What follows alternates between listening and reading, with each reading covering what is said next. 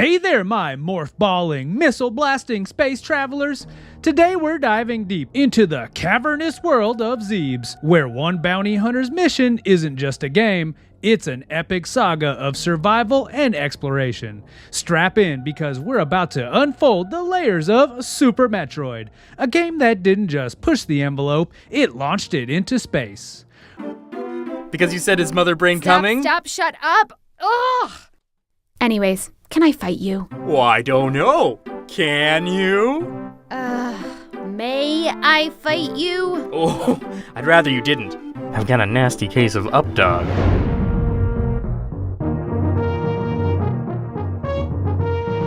Our story starts when Super Metroid bursts onto the scene in 1994, and it wasn't just a sequel. It was a revolution neatly packed in a 24 megabit cartridge, the largest game Nintendo had made at the time.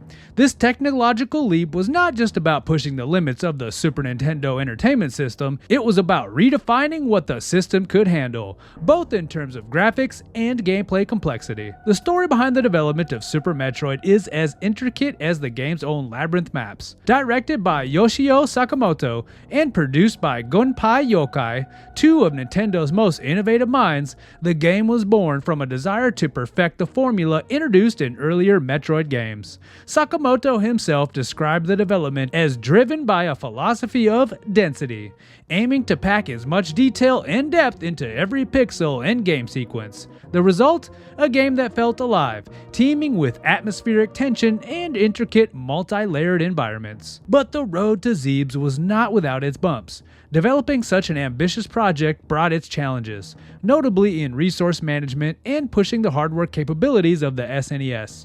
The team used advanced techniques to compress data, enabling them to include more detailed sprites and a wider range of colors, essentials for creating the game's moody, immersive world. Super Metroid is a testament to the creativity and resilience of its development team. They not only navigated technical limitations and cultural controversies, but also set new standards for storytelling and gameplay design in video games, a legacy that developers still look up to. But in the eerie depths of space, the story of Super Metroid unfolds like a cosmic ballet, where every character and plot twist is meticulously choreographed to draw players deeper into its world. At the heart of this saga is Samus Aran, a bounty hunter with a past as mysterious as the planets she explores. Samus isn't just any protagonist, she's a fusion of human resilience and advanced technology, armored in a suit that's become iconic in the gaming world. Super Metroid begins with a distress signal from the Ceres space station. Samus rushes to investigate, only to find that the researchers there have been slaughtered and the last Metroid lava, which she had previously entrusted to them, stolen. The thief?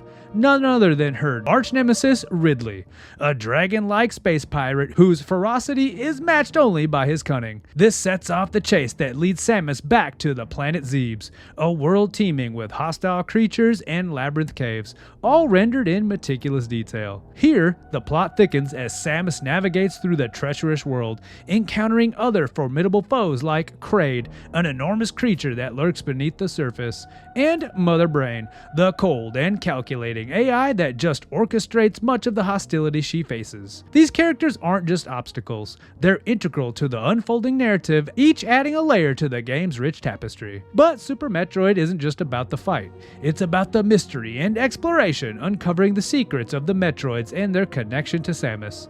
The game's narrative depth is matched by its character development, especially that of Samus herself, whose backstory is revealed not only through lengthy dialogues, but through subtle environmental storytelling and her interactions with the world around her. This approach to storytelling was revolutionary and remains a benchmark for character development in games. Evan Fillmore, GamePro Magazine. Will you respond to the allegations that you're actually a woman?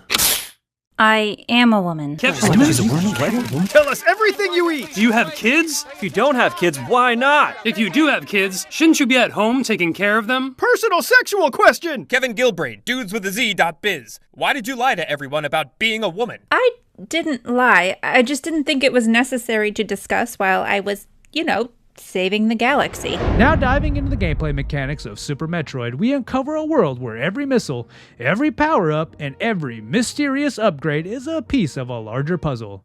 This isn't just running and gunning, it's strategic exploration with a twist of survival horror that keeps players on the edge of their seats. At the core of Super Metroid's gameplay is the ingenious design of its own power-ups, which are not just enhancements, but essential tools for uncovering new areas and secrets.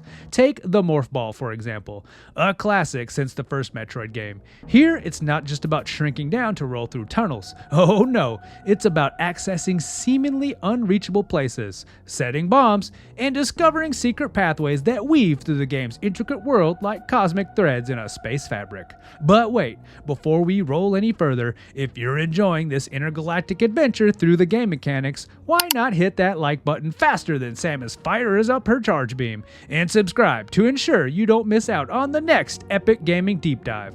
Now back to the action. Super Metroid introduces the grappling beam, a tool that not only exemplifies the game's physical mechanics, but also its philosophy of exploration.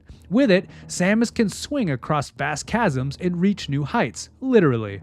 This mechanic adds a layer of verticality to the game that challenges players to think and move in 3 dimensions, a rarity in the side-scrolling era.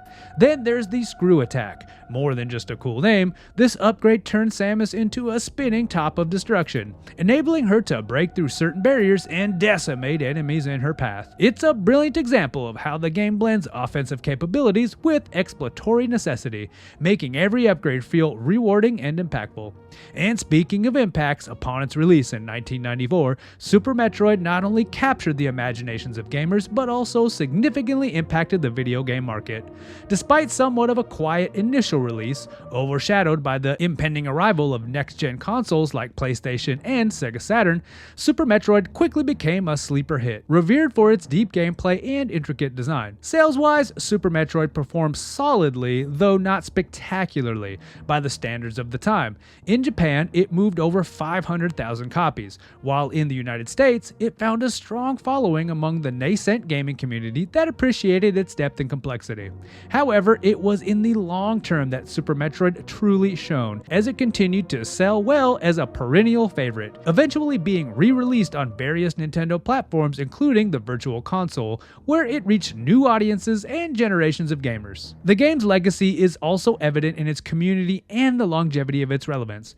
Super Metroid has a vibrant speedrunning community, with players continuously finding new ways to challenge its boundaries, exploring every pixel for time-saving secrets. The game frequently features in charity events like Games Done Quick, drawing thousands of viewers and raising significant funds for various causes. But Super Metroid is celebrated not only for its gameplay, but also its clever use of hidden mechanics and cultural references. One of the best known secrets is the ability to save the animals, the Dachora and the Etacoons, toward the end of the game. This choice doesn't just add a layer of moral decision making, but also sparked one of the most enduring debates in speedrunning: save the animals versus kill the animals. This decision affects the game's ending sequence and has become a popular voting category during charity speedrunning events, adding a community-driven aspect to the gameplay. Another fascinating feature is the Spore Spawn Skip, a technique discovered by players that allow them to bypass the Spore Spawn boss entirely. This tactic is a testament to the depth of exploration and experimentation that Super Metroid encourages, as it involves utilizing the game's physics in an unintended way to skip entire sections. And just like finding out your spaceship has double parked across 2 asteroid belts, we've reached the end of our cosmic journey through Super Metroid. We've dodged spikes, blasted space pirates, and unearthed secrets that were better hidden than your browser history at a family reunion. Until next time, keep those arm cannons charged and ready. If you enjoyed rolling back through the halls of Super Metroid, click this video here to see more from the Retro Reload. And as always, thank you for watching.